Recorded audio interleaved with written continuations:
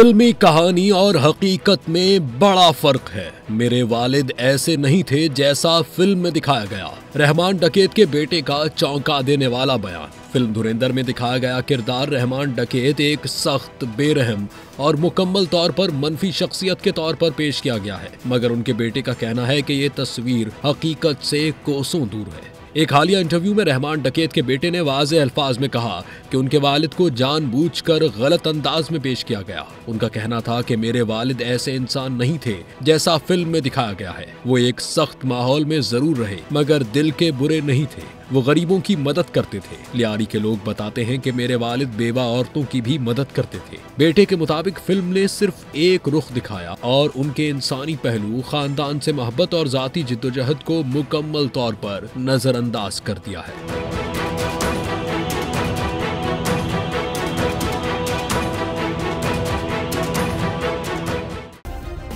Subscribe करें और bell दबाएं ताकि कोई खबर रह न जाए।